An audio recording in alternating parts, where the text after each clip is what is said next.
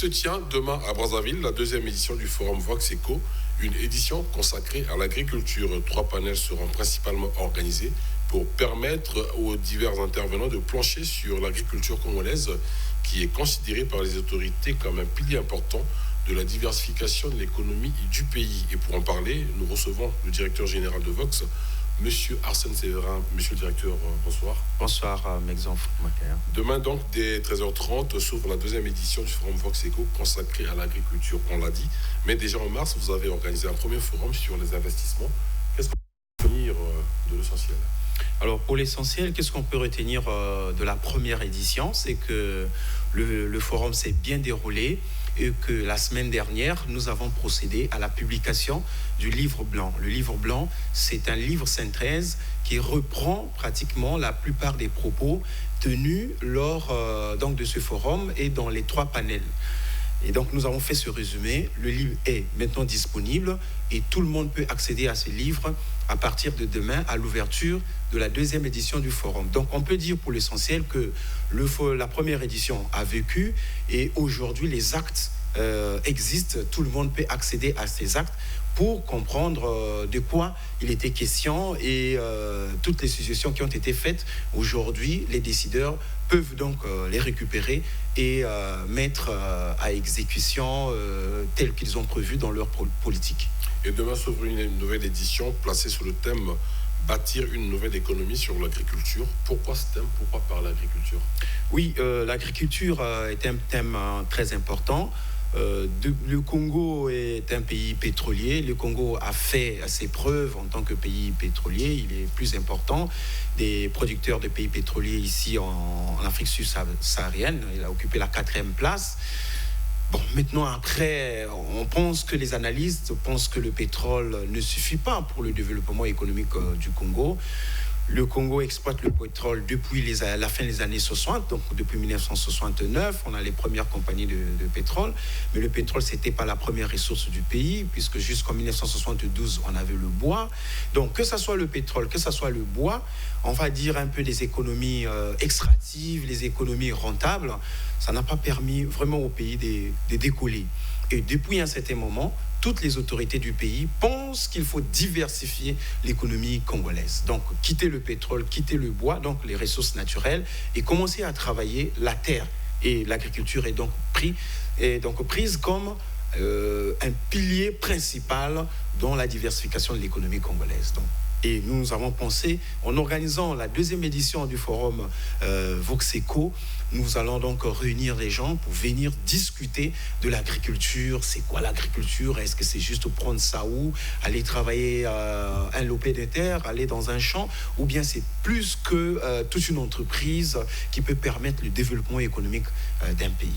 Et comment s'organise donc le forum de demain ? Je rappelle qu'il se tient uniquement l'après-midi. Oui, tout à fait. Le forum ne se tient que donc l'après-midi de mardi 2 juillet. Il s'organise en panel. Donc nous avons principalement 3 panels et dans chaque panel, il sera question, le premier panel, il sera question donc de discuter des politiques publiques. L'État a toujours eu une vision pour l'agriculture, le développement de l'agriculture dans notre pays. On a eu des programmes, des slogans et tout, donc l'État, on va faire l'état des lieux des politiques publiques. Mais déjà, ce qui est une chose très intéressante, c'est que l'État n'est pas aujourd'hui le seul opérateur à travailler la terre dans notre pays ou bien à organiser les gens autour du travail de la terre. Il y a également des opérateurs privés. Donc là également, ça fait un panel. Les privés vont arriver pour expliquer le travail qu'ils font, les difficultés qu'ils rencontrent, mais après tout l'espoir qu'il y a autour du travail des opérateurs privés. Ensuite, on va terminer par l'accompagnement, que ce soit pour les pouvoirs publics, que ce soit pour le secteur privé, ils ont besoin de l'accompagnement. Alors, comment s'organise cet accompagnement ? Des financements, l'appui technique, des formations. Donc, voilà un peu l'ossature, donc l'ensemble des panels. Mais après, il y aura des surprises, il y aura des responsables des ONG, il y aura des diplomates, donc des personnalités qui vont passer en discussion, seuls en discussion, pour approfondir et pour expliquer. Et ça, c'est la surprise de la deuxième édition.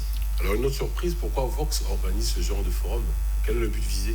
Alors, pourquoi Vox organise ce genre de forum? C'est vrai qu'on serait resté à faire de la télévision, à faire du magazine en presse écrite ou à faire l'Internet, donc le journalisme web. Mais pourquoi on va dans l'organisation des forums?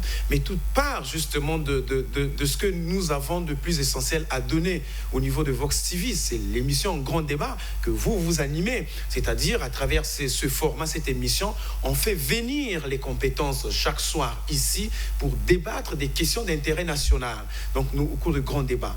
Mais nous avons pensé que le grand débat, peut-être qu'il est sélectif. Il faut ouvrir à un large public. C'est en ce moment-là que justement intervient le forum Voxeco. C'est un large public, c'est un format plus large où les gens arrivent, on peut tenir en une journée 3 panels, 4 panels, les gens viennent, ils discutent des questions d'intérêt national, mais il y a aussi la participation du public, les gens peuvent poser des questions, les gens peuvent faire des contributions. Donc c'est comme une transposition d'un grand débat en miniature, en petit écran, sur un large podium.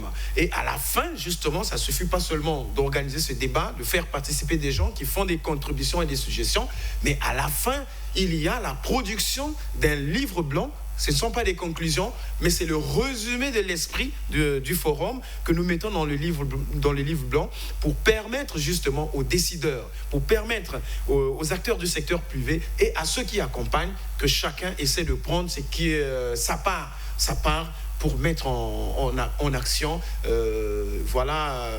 des activités qui permettront le développement économique du pays. Donc on le fait pour favoriser le dialogue entre le secteur public et le secteur privé et aussi la société civile. Monsieur le directeur général, on va terminer. Vous avez certainement un message à l'endroit du public? Oui, à l'endroit du public, c'est que nous sommes à notre 2e édition. La première édition, elle était bien tenue. Il y a eu une large participation, une mobilisation du public. Nous souhaitons la même chose. C'est vrai qu'après, il y a une large diffusion qui se fera sur les antennes de Vox TV et sur les autres plateformes de Vox, donc notre site internet et les magazines. Mais bon, nous appelons tous ceux qui sont invités à se mobiliser parce qu'au cours de ce forum, nous allons distribuer gratuitement le livre blanc de la première édition et également donc les échanges sont de haute facture. Donc nous demandons à tous ceux-là qui ont vraiment des grandes participations dans le domaine agricole dans notre pays de venir à ce forum, de participer, de contribuer et ce serait vraiment quelque chose de très important pour le développement du pays. Merci beaucoup, monsieur le directeur. Je rappelle que vous êtes Arsène Sévérin, vous êtes directeur général à Vox et avec vous, nous venons de parler de la 2e édition du forum Voxeco consacré à l'agriculture qui se tient demain dès 13h30 à Brazzaville. Merci beaucoup. Merci. Et la grande édition se poursuit juste après ce que nous propose Christian Zedong Nyongo de l'autre côté de la vitrine. Tout à l'heure.